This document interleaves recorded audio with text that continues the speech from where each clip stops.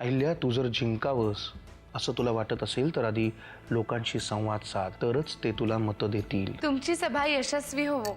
कोणालाही काहीही झालं तर मला किंवा आत्याबाईंना कळलंच पाहिजे त्याबद्दल. शेवटी तुलाच या घरातून लाथा खात बाहेर जायचंय. वाकणेस, ह्याही वेळेला बोगस मतदान रोखण्याकडेच आपला कल असला पाहिजे. साहेब, तुम्ही काही चिंता करू नका. मी तशी यंत्रणा कामाला लावली.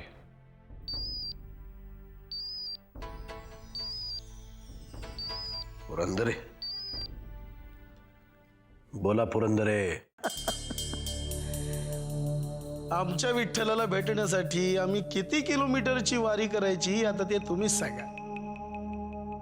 नाही म्हणजे कुणाच्या नावाची पताका खांद्यावर घेऊ, कुणाच्या नावाचा बुका कपाळाला लावू? नाही सांगा ना साहेब, आता तुम्हीच सांगा. हा, आज बरी आठवण काढलीत मतदानाच्या आधी. नाही खरं म्हणजे मला तुम्हाला भेटायची इच्छा होती हो, पण तुमच्यापर्यंत पोहोचूच दिलं नाही. आणि तुम्ही गडचिरोलीहून आल्यावर सुद्धा तुमची भेट होऊ शकली नाही. आणि तुमचा तो नवा नंबर सुद्धा दिला नाही वाकणीसांनी. हो, अच्छा, मग आता कुठून मिळाला? नाही ते काय ते आता असो, बोला काय काम काढलं?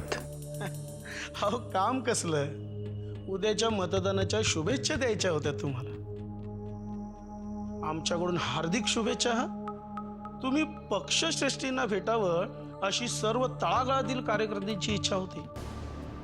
खरं म्हणजे पक्षश्रेष्ठींची पण हीच इच्छा आहे. निवडणुकीचे निकाल लागू दे, मग बघू. ठेवतो. साहेब, काय म्हणत होते पुरंदरे? नेहमीच. जाऊ द्या, तो विषयच नको आपल्याला. जाऊ द्या कसं साहेब, पुरंदरेचा हिशोब अजून बाकी आहे.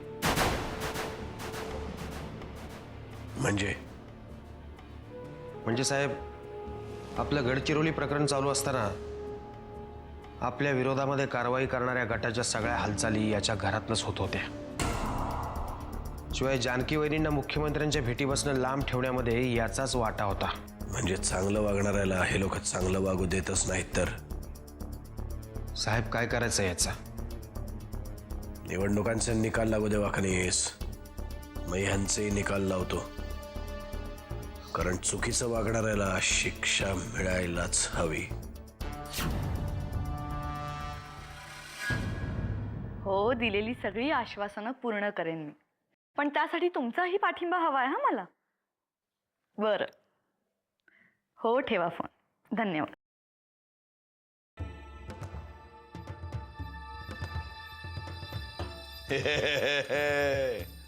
अभिनंदन भावी आमदार भाई, अभिनंदन. जो आवडे सर्वांना तोची आवडे परशुला. सभा म्हणून लई गाजवली तुम्ही. का तुम्हाला वाईट वाटलं का? लय आनंद झाला मला. 2 किलो पेड्याचं नैवेद्य दाखवून आलोय देवाला. तुम्ही जिंकणार हो, शेटिंगच लावून आलोय. तुम्हाला खरंच लाज नाही वाटत? परत माझ्याबरोबर कोडग्यासारखे बोलायला आलात? असं काय करताय वहिनी? आपल्या माणसावर कोणी रागवतं का?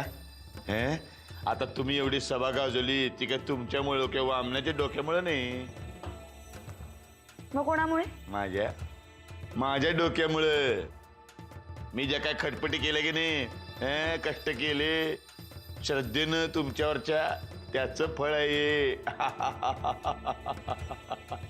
अरे बोला अहिल्या देवींचा विजय असो. उगाच स्वतःचा घसा कोरडा करू नका, कारण तुमच्या या घशात ओतण्यासाठी माझ्याकडे आता काहीही उरलेलं नाही. भिकाऱ्यांना अन्नदान करणं मी आता बंद केलंय.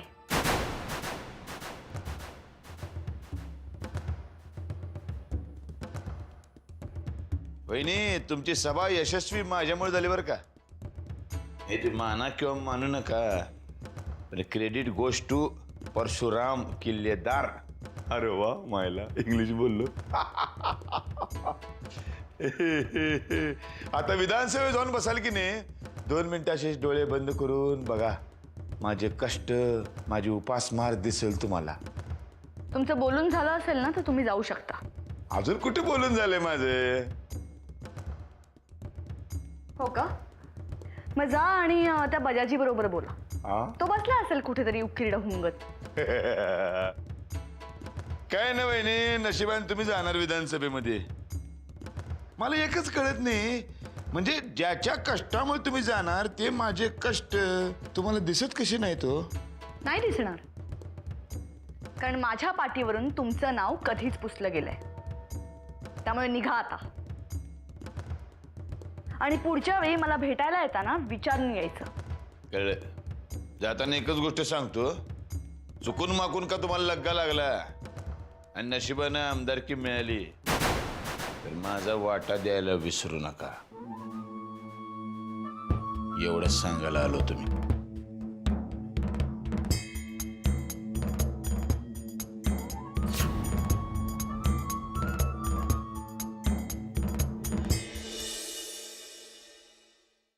मायला काय मस्त फोटो आहे. सौंद्या चिकन्या बाया फॉरेनच्या असणार, साताऱ्याच्या. हा, हिला मी कुठं तरी भेटलोय, साताराला, कराडला. बजाजीराव, माफ करा मला, लई वंगाळ बोलले मी. हात सुद्धा उचलला तुमच्यावर. आता कशाला माफी मागतेस? मला कळलंय अहो, तुम्ही जे बोलत होता ते सगळं खरं होतं. पटलंय ना तुला? पटली ना तुला खात्री की परशु शेठचा आणि सुमित्राचं काहीतरी लपडं चालू आहे म्हणून? मला पहिली बायको असली म्हणून काय झालं? तुझी सर आहे होय तिला? तूच जाऊन सांग आता त्यांना. तुझ्या मागं बोंबलत फिरत असतात गोंडा गोळत. हे बघ, दावणीला बांधलेलं जनावर जर जास्तच हिसके द्यायला लागलं ना की त्याच्या गाळ्याभोवतीचा फास अजून आवळायचा असतोय, म्हणजे ते आपसुकच गप बसतंय. अरे पण हा तात्पुरता उपाय झाला ना. मला काहीतरी कायमचा बंदोबस्त करायचा आहे बघ. काय करू रे? तुझ्या आवाजावरून तुझी तारांबळ झालेली दिसते मला. बघूया, काहीतरी करूया आपण. ते उगाच बॅरिस्टरचा आव्हान आणू नको. काय करायचं ते सांग पटकन. तुझी सगळ्यात मोठी चूक काय माहितीये? तू समोरच्या शत्रूला एकदम कमजोर समजतेस आणि त्या शत्रूने बी त्याचाच फायदा उचलला. काय झालंय ते सांगू नको, काय करायचंय ते सांग. झालेल्या चुका बघायच्या असतात, त्याचा अभ्यास करायचा असतो, मगच तोडगा निघतोय. तर मुद्दा नंबर 1, परशु शेठचं आणि सुमित्राचं लफडं आहे हे नक्की. पोत्रे ठेवून दे ना आता परत तेच बोललास तर. आहे का? तोडगा सांगतोयस का माझ्या जखमीवर मीठ चोळतोयस? एक गोष्ट लक्षात ठेवा बजाजी, मला या घरातनं बाहेर पडावं लागलं ना तर तुलाही माझ्या बरोबर बाहेर पडायला लागणार, एवढं लक्षात ठेव. मायला हे माझ्या ध्यानातच नाही आलं. म्हणजे सुगंधा नावाच्या झाडावरचं बजाजी नावाचं बांडगुळ नाही का मी?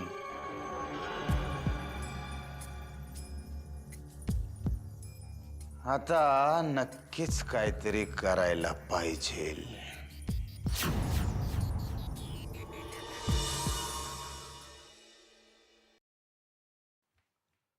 येऊ का? ये वामन, बस. कशी झाली सभा? तुझी बायको मतदारसंघ गाजवते म्हणे. तू कौतुक करतोयस का टिंगल? नाही, सभा चांगली झाली म्हणून खरंच कौतुक आहे तुझं. येस, सभा खरंच चांगली झाली. अहिल्याही अगदी छान वागली, उत्तम बोलली रे. जे तू लिहून दिलंस ते ती बोलली, त्यामुळे सगळं श्रेय तुलाच दिलं पाहिजे. मी निमित्त मात्र आहे रे. खरं सांगू, तिची इतकी सगळीकडनं गळचेपी झाली होती ना, आपल्या गण्याने काही सांगितलं असतं तिला तरी ऐकलं असतं तिने. हे पण एक नक्की आहे दादा, तिच्यात थोडं का होईना पण बदल जाणवतोय मला. हाच बदल जर आधी झाला असता तर निवडणूक जिंकली असती याची खात्री दिली असती मी तुला. ती जिंकेल नाही जिंकेल मला माहित नाही, पण अशी आशा तरी करूया की ह्या सगळ्या प्रकरणानंतर तिच्यात जरा अजून चांगला बदल घडेल. तुझ्या तोंडात साखर पडो, पण जर खरंच असं काही झालं तर तिच्या राजकीय कारकिर्दीसाठी मी स्वतः प्रयत्न करेन. तू म्हणालास खूप झालं. येऊ मी? अरे हा दादा, तू अहिल्यासाठी जास्त सिक्युरिटी तिथे लावायला सांगितली होतीस का? पण तसं काहीच कारण नव्हतं तिथे. नाही, कारण नसेल कदाचित, पण एक गोष्ट लक्षात ठेवा मन, पुढचे काही दिवस तू जरा काळजी घे अहिल्याची. काळजी घेऊ म्हणजे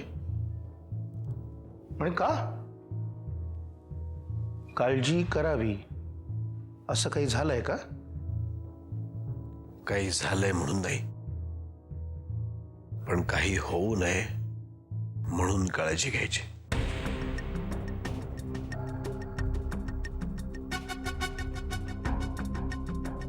आजची अहिल्याताईंची सभा खूप छान झाली म्हणे. जरा चांगलं झालं, बोलली ना नीट. हो, वामनदादांनीच लिहून दिलं होतं भाषण. खूप छान बोलल्या म्हणे त्या. आता बोलून काय उपयोग आहे? जेव्हा घ्यायची होती सभा तेव्हा नाही घेतली. आता या आयत्या वेळेच्या सभेचा काय उपयोग होणार आहे? आत्याबाई, निदान पुढचे काही दिवस त्यांचं डोकं तरी शांत राहील. खरंय ग बाई. तुम्ही काही खूप महत्वाचं बोलताय का? नाही ग बाई. मला ना एक छान कल्पना सुचली आहे, सांगू? सांग ना. जानकी, आत्याबाई, आपण अमृताचं डोहाळ जेवण करूयात का?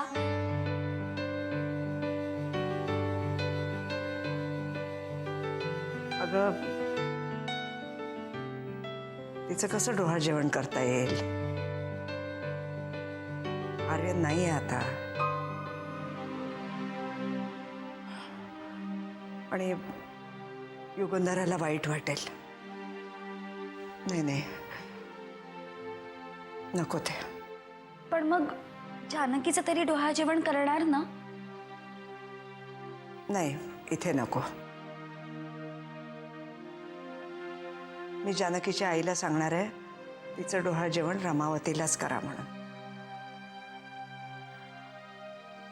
अमृताला दुखवायला नको ना आपण.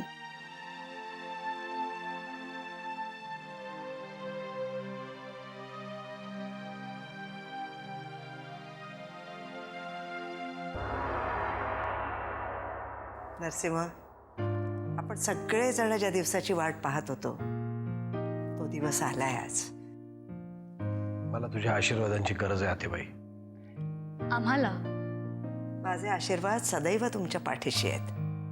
पण माझ्या एकटीचे नाहीत, सगळ्या महाराष्ट्राचे आशीर्वाद आहेत तुमच्या पाठीशी. जानकी कुठे गेली? येते ना. जानकी, आले. अगं ये लवकर. ओवाळ दोघांना.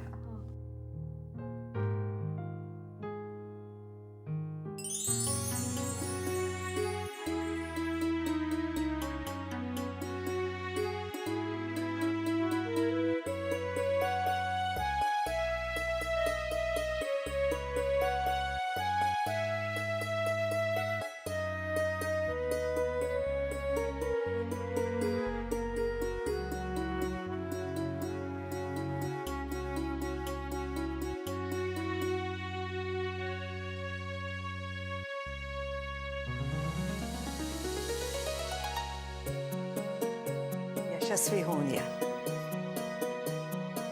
येतो.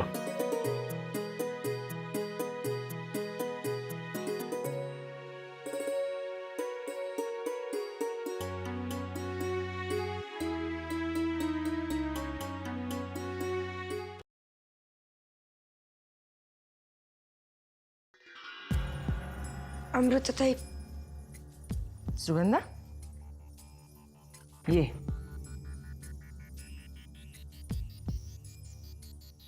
काय ग, काय झालं? चेहऱ्यावर 12 का वाजले तसे तुझ्या? मला असं कळलंय की निवडणुका झाल्यावर मला हाकलून देणार आहेत घरातनं. का? कोणी फतवा काढलाय की काय तसा? अहिल्याताई म्हणाल्या असं. म्हणाल्या निवडणुका होऊ देत, मग तुझे सगळे हिशोब काढते बरोबर. हिशोब करते?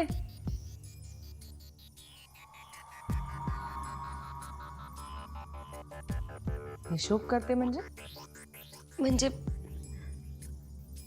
निवडणुका झाल्यावर माझ्या विरुद्ध पोलिसात तक्रार करणार आहेत, दुसरं लग्न केलं म्हणून, आणि मग जेलात जायला लागणार मला कायमचं. हे बघ सुगंधा, तुमचं हे लग्न बेकायदेशीर आहे हे लहान मूल पण सांगेल. अहो पण मला हे लग्न का करावं लागलं याचा विचार कुणीच नाही करणार का? अगं आम्ही आहोत ना त्याचा विचार करायला. आणि हे बघ, जर काही वेळ आलीच तर बाबा तुझ्याच बाजूने उभे राहतील यात शंका नाही. अहो पण कधी?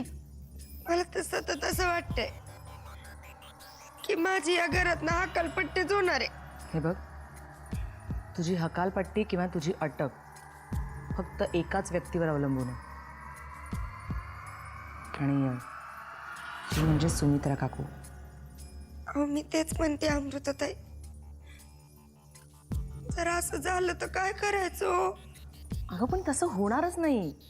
सुमित्रा काकूला मी चांगलीच ओळखते. ती तर स्वतःच्या शत्रूविषयी सुद्धा असा विचार करू नाही शकत.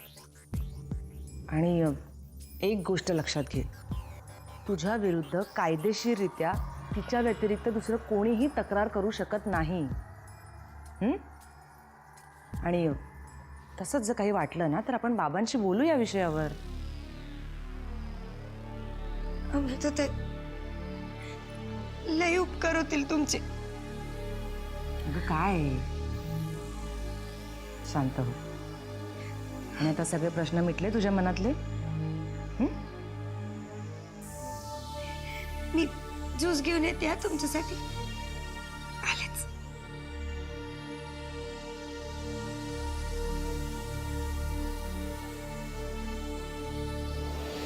दादा, आईला वहिनी, आतेबाई, हे आतेबाई. का आरडाओरडा करतोयस?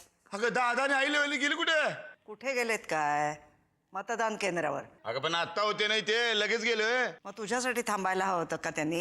हा म्हणजे काय, थांबायला पाहिजे होतं. निदान आईला वहिनीने तरी मी त्यांच्या बरोबर जाणार होतो. मग जा ना आता, इथे का उभा आहेस? अगं बाई, हे जॅकेट आहे की नाही ते आणायला गेलो, तेवढ्यात ही मंडळी निघून गेली.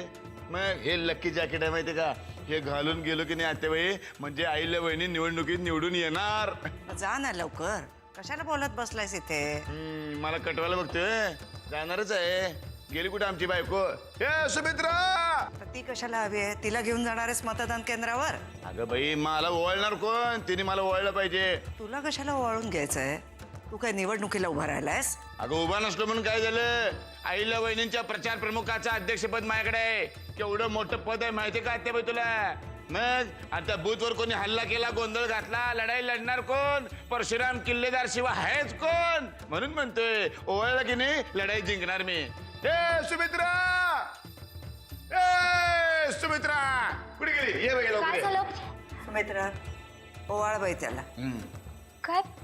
ओवाळ म्हणली, ओवाळ. कळलं काय? आत्याबाईची ऑर्डर आहे, लवकर ओवाळ. आणि आज पाडवा नाही आहे, ओवाळली म्हणून काय बी घालणार नाही मी. फुकटचं ओवाळायचं मला. ये ये ये, हा हा हा हा हा हा, लाव लाव.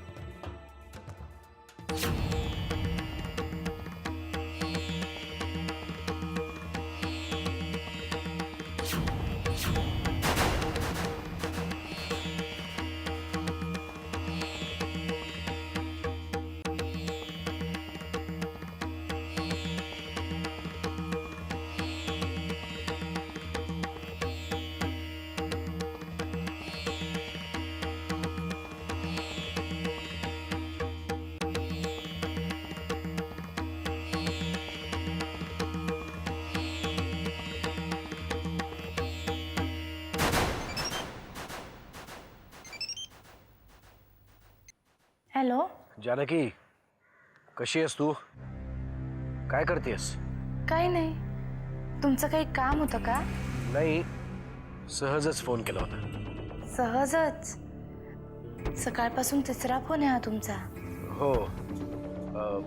तुला त्रास होतोय का? मला कसलाही त्रास होत नाहीये. काय होतंय? मतदान कसं चालू आहे नक्की? मतदान मतदान बरं चालू आहे, पण तुझी तब्येत ठीक आहे ना? मी एकदम बरी आहे. मला काय होत नाही. तुम्ही काय एवढी काळजी करताय? असंच मला काळजी वाटते तुझी. तुम्हाला काळजी करू नका असं सांगून सुद्धा दमले मी. काय झालंय तुम्हाला? हे बघ माझं सोड. तू स्वतःची काळजी घे. हो, मी घेते माझी सगळी काळजी. आणि माझं ऐक, कुठेही बाहेर जाऊ नकोस. घरात सुद्धा इकडे तिकडे फिरू नकोस. फक्त आपल्या खोलीतच बसून राहा. चालेल, नाही जाणार कुठे. हा, मी नंतर करतो तुला फोन. ठीक आहे.